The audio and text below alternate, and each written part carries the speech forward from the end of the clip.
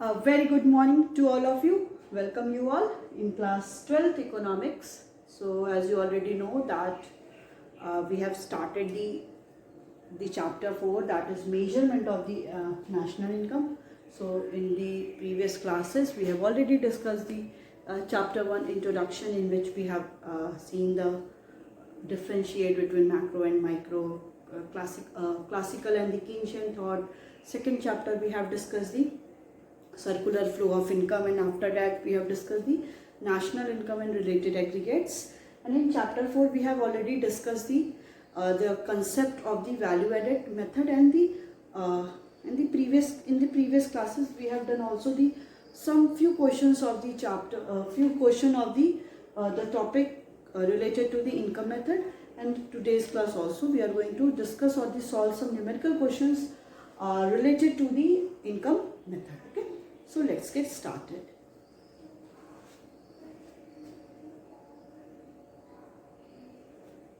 Okay, so we can see the different questions related to it.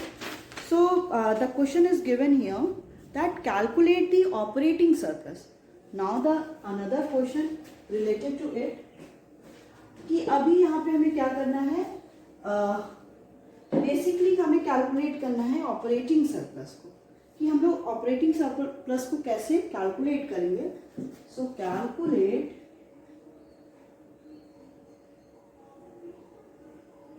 Operating surplus.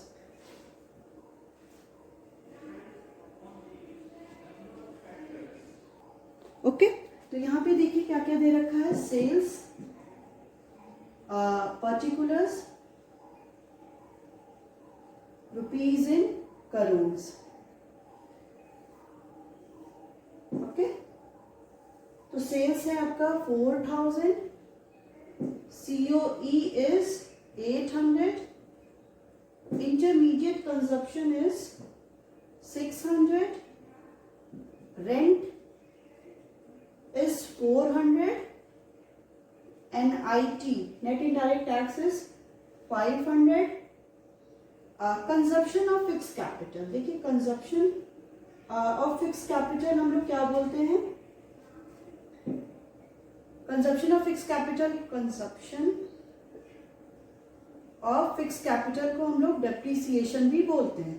ठीक है, तो उसके साथ कंफ्यूज नहीं होना है. 200. नेक्स्ट है आपका that is mixed income, MI, ये दिया है 1400. ये सारी इंफॉर्मेशन है आपके पास एक्सेप्ट ऑपरेटिंग सरप्लस, जो आपको क्या करना है, कैलकुलेट करना है. ठीक है, तो सबसे पहले देखते हैं हम इसको सॉल्यूशन क्या होगा इसका. बेसिकली दैट इज हम लोग वैल्यू एडेड मेथड से यहाँ पे क्या कर लेते हैं, बेसिकली हम लोग यहाँ पे जीडीपी एट एमपी निकाल देते हैं. क्यों? क्योंकि हमारे पास कोई भी वैल्यू है नहीं, तो जीडीपी एट एमपी निकल जाएगा, उसके थ्रू हम लोग एनडीपी निकाल के ऑपरेटिंग सरप्लस निकाल सकते. So GVO MP is equal to sales plus change in stock. ठीक है, सेल्स कितना दे रखा है, 4000. चेंज इन स्टॉक कुछ भी नहीं दिया है तो 0 ले लेंगे, तो हम लोग का जीवीओ एट एमपी आ गया 4000 करोड़. ठीक है, नेक्स्ट हमें यहाँ पे क्या करना है, नेक्स्ट हम लोग क्या करते हैं, जीवीए एट एमपी निकालते हैं. वो किसके इक्वल होता है, जीवीओ एमपी माइनस इंटरमीडिएट कंजप्शन. कि जीवीओ माइनस इंटरमीडिएट कंजप्शन के थ्रू हम लोग क्या करते हैं, कैलकुलेट कर लेते हैं. सो जीवीओ एमपी आपका 4000 आ गया, माइनस इंटरमीडिएट कंजप्शन कितना दे रहा है, 600. So GVA at MP is equal to 3400. ठीक है, जीवीओ एमपी आ गया. नेक्स्ट हम यहाँ पे क्या निकाल सकते हैं, एनडीपी एट एफसी, क्योंकि जीवीओ एमपी को हम लोग और क्या बोलते हैं, GDP at MP. So GDP at MP, तो नेट चाहिए माइनस डेप्रीसिएशन माइनस NI 80। ठीक है, सो जीडीपी एमपी आपका कितना दिया है, आंसर देखिए बस सही है 3400, depreciation, consumption of fixed capital minus 200, NIT 500। सो ये हो गया आपका 3400 minus 700। So NDP at FC आ गया आपका 2700। ठीक है, करोड़। यहाँ तक आपका वैल्यू क्या हो गया, कैलकुलेट हो गया। नेक्स्ट अब हम क्या कर सकते हैं, यहाँ पे हम यहाँ पे करेंगे आगे, यहाँ पे कंटिन्यू करते हैं that NDP at FC is equal to COE plus operating surplus plus mixed income. NDP at FC की वैल्यू में पता चल गई 2700, COE की वैल्यू दी है 800, ऑपरेटिंग सरप्लस कैलकुलेट करना है, MI की value 1400। So 2700 is equal to plus OS. So 2700 minus 2200 is equal to OS, operating surplus. So यहाँ पे आपका कितना आ गया, नेक्स्ट यहाँ पे करते हैं operating surplus is equal to 2700 minus 2200 is equal to ₹500 crore. So this one is your answer. तो इसके थ्रू हम लोग क्या कर सकते हैं, इसको कैलकुलेट कर सकते हैं। ठीक है, question is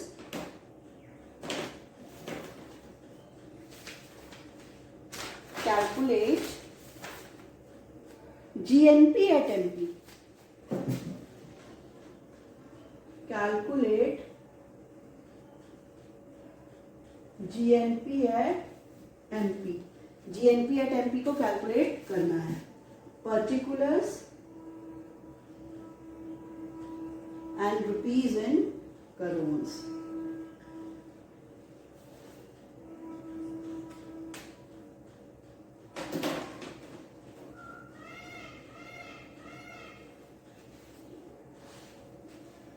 Particulars and rupees in crores।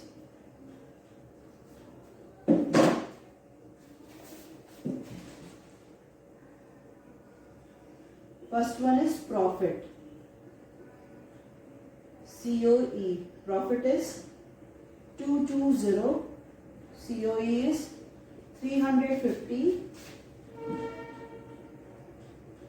interest is 100, depreciation is 50, opening stock is taken as the OS na, so don't be so confused, 30, subsidies 20, closing stock 50, mixed income is taken as MI is 150, employers contribution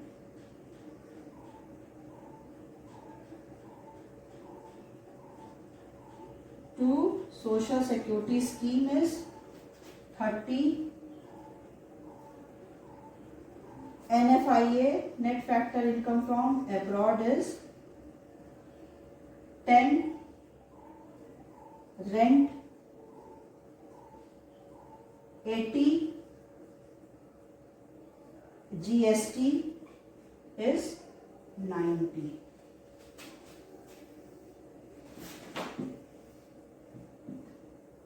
ठीक है,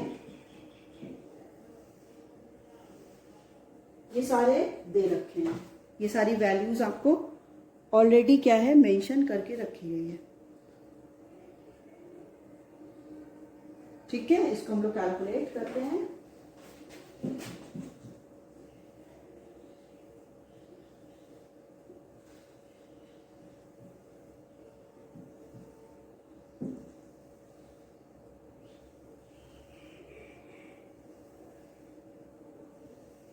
okay, सबसे पहले हमें क्या करना है, यहाँ पे हमें देखना है हम लोग क्या सॉल्यूशन देखते हैं. सॉल्यूशन. सो सबसे पहले यहाँ पे निकलता क्या है, NDP at FC which is equal to COE plus operating surplus plus mixed income. ठीक है. तो सीओई यहाँ पे क्या है 350. ऑपरेटिंग सरप्लस में क्या क्या दे रखा है, प्रॉफिट प्लस इंटरेस्ट. और क्या है, interest. Okay wait I have, wait a minute, this one is operating stock और operating surplus. I think this one is opening stock है. Yes, opening stock. चलो ठीक है. अभी यहाँ पे क्या क्या हो गया, मेरे को लगा ये ऑपरेटिंग सरप्लस है but this one is opening stock. ठीक है. प्रॉफिट ले लिया, इंटरेस्ट ले लिया, और क्या बचा, rent. Plus rent MI. MI की वैल्यू दिया है, हाँ 150. सो ये हो गया 350. प्रॉफिट की वैल्यू 220, इंटरेस्ट की वैल्यू 100, रेंट की value 80 plus 50. So 350 plus 320 plus yes 400 plus 50. So 750 plus 50 is rupees 800 crores is NDP at FC. ठीक है. 800 करोड़ आपका क्या आ गया है,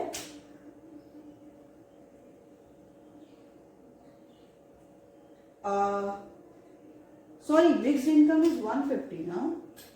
150. So this one will be 900 crore. अब नेक्स्ट हमें क्या करना है, यहाँ पे हमें निकालना है जीएनपी एट एनपी. वो क्या होगा, एनडीपी एट एफसी. ग्रॉस है, नेट है. ग्रॉस हमें चाहिए तो प्लस डेप्रीसिएशन. देन एनपी है तो plus NIT. So NDP at FC is 900. Depreciation कितना दिया है, 50.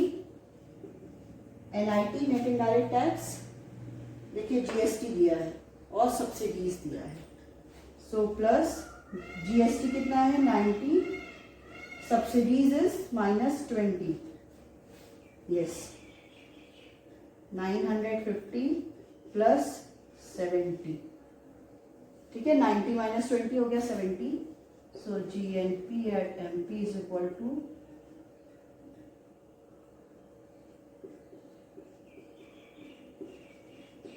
So answer is right or not?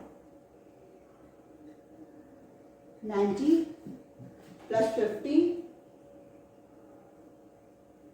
Okay. Something I have forgot.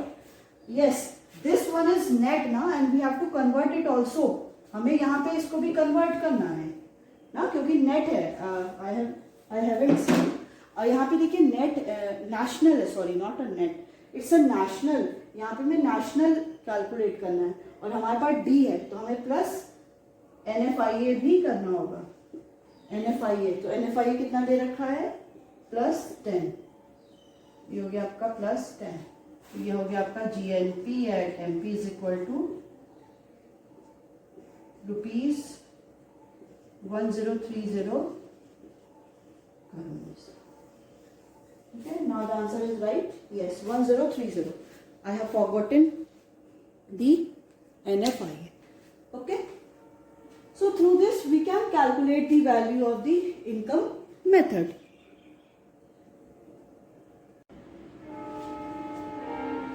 Okay. Next we will discuss the that is the what are the precautions for the income method. Precautions.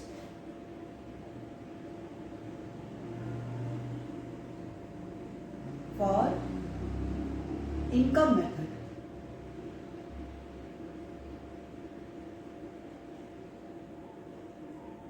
जो भी different questions हैं वो हम लोग ने already discuss कर लिया है। नेक्स्ट हम लोग मूव करते हैं basically what are the different precautions for the income method. So first one is transfer income will be not be included. So first one is transfer income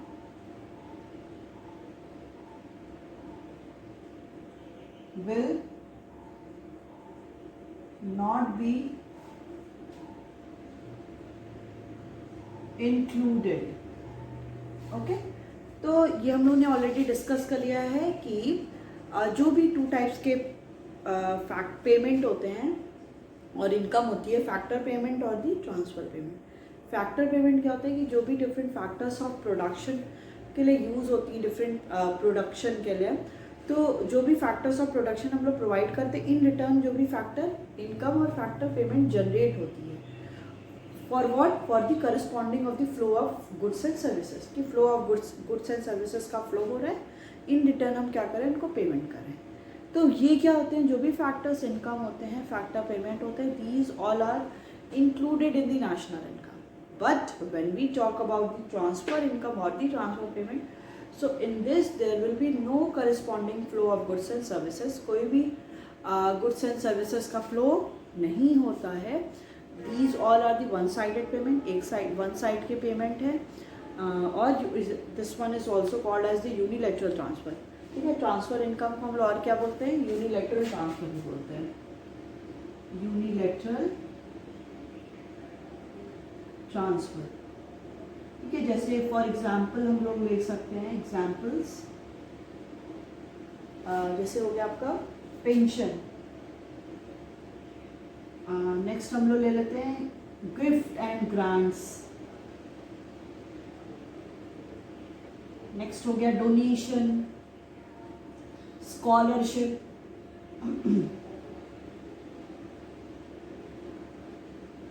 etc. Okay, so these all are the some transfer income which will never ever be included while calculating the national income। कि जब भी हम लोग national income को calculate करते हैं तो ये आइटम क्या होते हैं, कभी भी इंक्लूड नहीं होते हैं। ठीक है, ये हो गया first one, transfer income will not be included. Second one is that is income from the sale of second hand goods. Income from sale of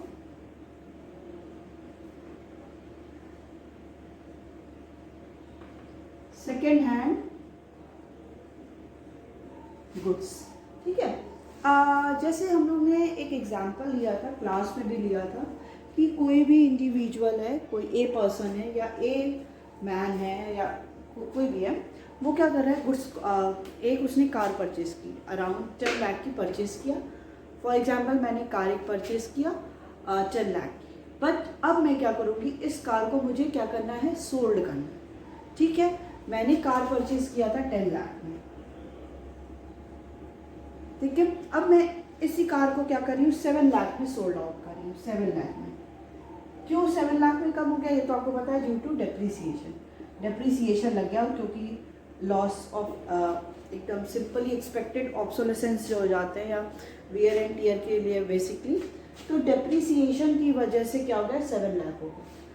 ये जो 10 लाख था, it is already included in national income. ये already आपका national income में include है। जब मैंने 10 लाख को पैसे देके गुड्स को लिया था, मैंने परचेज़ किया था, तो 10 लाख वो नेशनल इनकम में इंक्लूड हुआ। बट फिर अगर ये 7 लाख अगर वो मेरे को मिलता है, तो ये क्या होगा, डबल काउंटिंग हो जाएगी। क्यों? क्योंकि ऑलरेडी वो वैल्यू 10 लाख में इंक्लूडेड है, ये 7 लाख ऑलरेडी इस 10 लाख का ही पार्ट है। तो इसलिए सेकेंड हैंड गुड्स की जो वैल्यू है उसको नहीं लिया जाता, because of the precaution as we taken in the double counting की वजह से इसको हम लोग फिर से कैलकुलेट कर लेंगे। इन दैट केस इसको हम लोग क्या करते हैं, सेकेंड हैंड गुड्स की वैल्यू को हम लोग कभी भी नेशनल इनकम में इंक्लूड नहीं करते while calculating the national income. ठीक है, तो ये आपका हो गया income from the sale of the second hand goods. Next है income from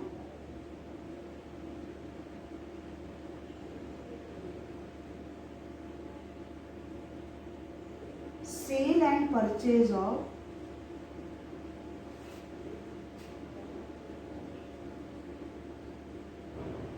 shares and different securities. अब डिफरेंट सिक्योरिटीज़ में आपका क्या क्या आ जाता है, आपको पता है बहुत सारे सिक्योरिटीज़ होते हैं जिसमें बॉन्ड्स आ जाते हैं, फिर आपका आ जाएगा जैसे बॉन्ड्स आ गए, ट्रेजरी बिल आ गया, कमर्शियल पेपर आ गया, डिबेंचर्स आ गया, तो ये सारी सिक्योरिटीज़ हैं।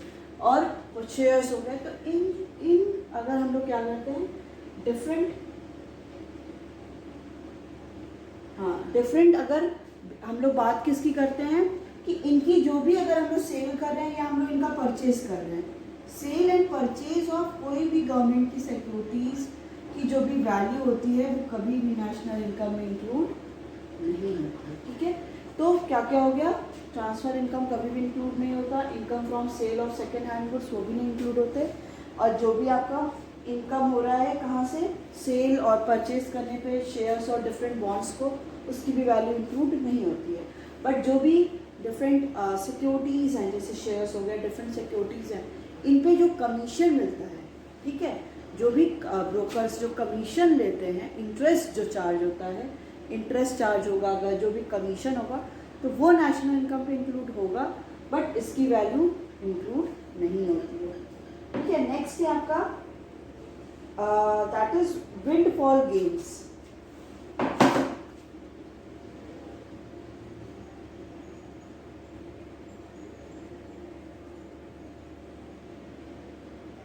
विंडफॉल गेन्स, सो विंडफॉल गेन्स मतलब कोई भी आपका अनएक्सपेक्टेड कोई भी गेन हो जा रहा है, मतलब आपको उसका एक्सपेक्टेशन नहीं है कि वो होगा, बट वो आपका हो जा रहा है, अनएक्सपेक्टेड है, तो उसका वैल्यू अगर कुछ भी होती है, विंडफॉल गेन्स अगर जो भी हो रहा है, तो उसकी जो भी वैल्यू आएगी वो क्या होता है आपका, that will be the value will be not included in the while calculating the national income, कि उसकी वैल्यू को हम लोग कैलकुलेट नहीं करेंगे विंडफॉल गेन्स। जैसे आपका हो गया लॉटरी, हॉर्स रेस, अब इससे अगर किसी की लॉटरी लग गई 25 लाख की, 20 लाख की, जितने की भी लॉटरी लग गई जाएगी, तो वो विंडफॉल है, मतलब एक्सपेक्टेड नहीं था, अनएक्सपेक्टेड है, तो उसकी वैल्यू क्या होगी, नेशनल इनकम में इंक्लूड नहीं होती है। नेक्स्ट है आपका 5, दैट इज इलीगल एक्टिविटीज।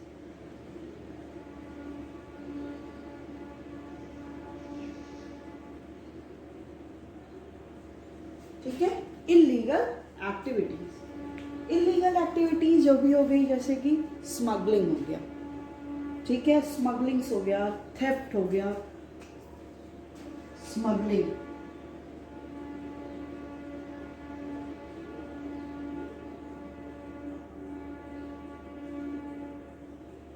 चोरी या स्मगलिंग करना, तो ये सारी क्या है, इलीगल एक्टिविटीज है। किसी भी कंट्री के लिए ये सारी एक्टिविटीज एक लीगल एक्टिविटीज़ में नहीं आती है। जो भी इनकी इनकम जनरेट होगी, कोई भी चोरी करके इनकम जनरेट कर रहा है या स्मगलिंग करके इनकम जनरेट हो रही है, तो इलीगल एक्टिविटीज़ हैं, तो वो कभी भी नेशनल इनकम में इंक्लूड नहीं होती है। ठीक है, नेक्स्ट है आपका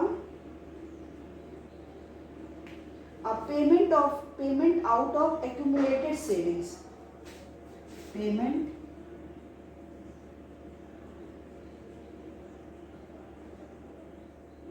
out of accumulated savings। ठीक है, पेमेंट हम किस में से कर रहे हैं, जैसे एक्यूमुलेट सेविंग है, हमारी जो सेविंग है वो ऑलरेडी, जैसे आप जिसको बोलते हो रिटेन्ड अर्निंग है या एक्यूमुलेट है, वो हमने सेविंग करके रखी हुई है, एज अ सेव अपनी रखी हुई है। अब उसमें से हम कोई भी पेमेंट कर रहे हैं तो वो कभी भी नेशनल इनकम में इंक्लूड नहीं होता है। क्यों? क्योंकि ऑलरेडी वो सेविंग, एक बार जब उन्होंने सेविंग किया था, प्रॉफिट में से अपनी सेविंग किया था, वो प्रॉफिट ऑलरेडी इंक्लूड हो चुका है। अब उसमें से फिर से हम सेविंग लेंगे तो वहाँ पे भी क्या हो जाएगी, डबल काउंटिंग हो जाएगी। तो जो भी एक्यूमुलेटेड सेविंग है, these all are the part of the profit, profit का ही पार्ट है। तो हम ऐसा नहीं कर सकते हैं कि उसको भी लें, प्रॉफिट को तो ले ही लें और उसके साथ ही साथ जो भी आपकी एक्यूमुलेटेड सेविंग है उसको भी इंक्लूड करें। तो इन दैट केस वो सिचुएशन क्या हो जाती है, डबल काउंटिंग की हो जाती है। ठीक है, नेक्स्ट वन इज नेक्स्ट है indirect tax are not included. ठीक है, तो जो भी इनडायरेक्ट टैक्स होते हैं वो हम लोगों ने पढ़ा है, 2 टाइप्स के टैक्स होते हैं, direct tax and indirect tax. So indirect tax क्या है, वो कभी भी इंक्लूड नहीं होते हैं। Indirect tax raises the market price of the goods and services, कि वो क्या होते हैं कि वो इनडायरेक्ट टैक्स क्या करते हैं, मार्केट प्राइस किसी भी गुड्स की इंक्रीज कर देते हैं। So such taxes are to be included in national income at market price but not in national income at factor cost. ठीक है, तो ये जो indirect tax 7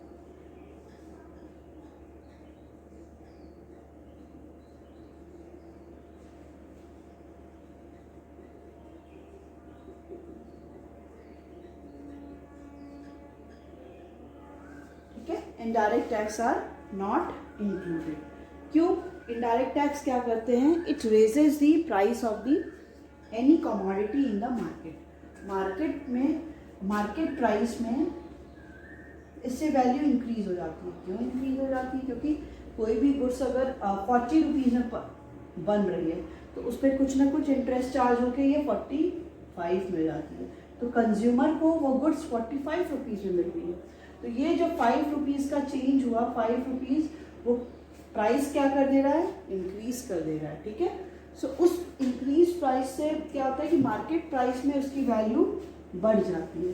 so in the case of NNP मतलब net national product and market price में हम लोग NIT को इंक्लूड करते हैं, but when we talk about the national income at FC तो इसमें NIT not included,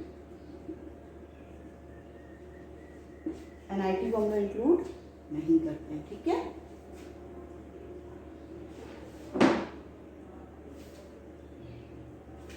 फिर है interest paid by the production unit on the capital borrowed is included in national income.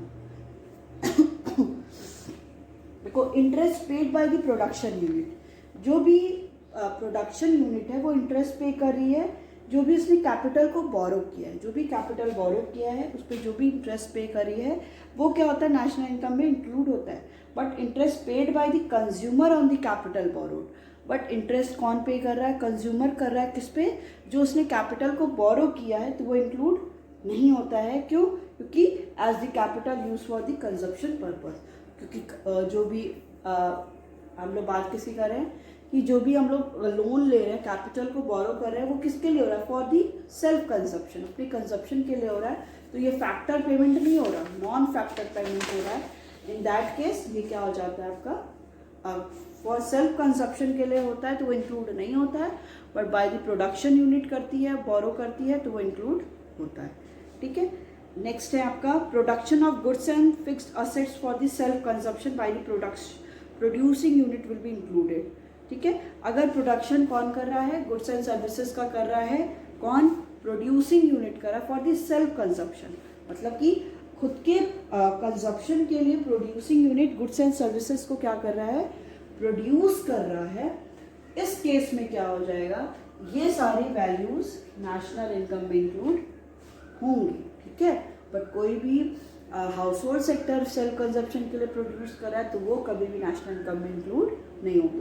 क्योंकि जैसे आप देख लो, कोई भी अपने घर में वेजिटेबल्स लगा रहा है, ठीक है, तो वो किसके लिए लगा रहा है, अपने लिए, उसको मार्केट में तो लेके जा नहीं रहा है, तो वो वैल्यू क्या होगी, मार्केट प्राइस में इंक्लूड नहीं होगी, वो नेशनल इनकम में इंक्लूड नहीं होगी। बट कोई भी प्रोडक्शन सेक्टर है वो सेल्फ कंजप्शन के लिए भी लगा रहा है, तो वो कुछ ना कुछ गुड्स को प्रोड्यूस कर रहा है ना, किसके लिए, अपने लिए कर रहा है, बट गुड्स को तो प्रोड्यूस कर रहा है ना, तो डिफरेंट फैक्टर्स ऑफ प्रोडक्शन को तो वो हायर कर रहा है, तो उससे क्या हो जा रही है, वैल्यू बढ़ जा रही है, तो वो क्या होता है, नेशनल इनकम में इंक्लूड होगा, बट हाउस होल्ड सेक्टर करेगा तो वो इंक्लूड नहीं होगा। नेक्स्ट है include free services provided by the owners of the production unit. ठीक है, जो भी इम्प्लिसिट कॉस्ट होता है कि कोई भी इंडिविजुअल इम्प्लिसिट कॉस्ट में मतलब अपने गुड्स को हायर, अपने ही उसने डिफरेंट सर्विसेज को हायर किया है, तो उसके जो भी होगा वो नेशनल इनकम में इंक्लूड होगा कि owners work in their own unit but do not charge salary. कि अब ओनर्स क्या है, जैसे फॉर एग्जांपल मेरा एक इंस्टीट्यूशन है, तो उसमें क्या है, मैं अपने ही इंस्टीट्यूशन में काम करूँ, बट उस केस में मैं खुद को कोई सैलरी नहीं दे रही, मैं खुद को क्या मिल रहा है, मुझे प्रॉफिट मिल रहा है, ठीक है। So owner provide finance but do not charge any interest. Owner क्या करता है, अपना फाइनेंस को क्या कर रहा है, प्रोवाइड कर रहा है, बट उस पर आप खुद का इंटरेस्ट नहीं लगाते हैं। Owners do production in their own building but do not charge rent. अब ओनर्स, हम अगर फॉर मेरा ये लैंड है, अब मैं इस पर प्रोडक्शन कर रही हूँ, अब इस पर मैं खुद के लिए तो रेंट इसमें नहीं चार्ज करूँगी ना। So although they do not charge, ये चार्ज नहीं करती, yet the services have been perform, but तो भी डिफरेंट फैक्टर सर्विसेज परफॉर्म हुई हैं। हम लोग ने लैंड लिया है, हम लोग ने कैपिटल को लिया है, हम लोग ने लेबर को भी हायर किया है, तो और एज अ लेबर मैंने ही काम किया अपने इंस्टीट्यूशन में, तो ये क्या हो रही है, डिफरेंट फैक्टर सर्विसेज हो रही हैं, flow of goods and services हो रहे हैं। सो इस केस में क्या होगा, ये आइटम भी नेशनल इनकम में इंक्लूड होगा।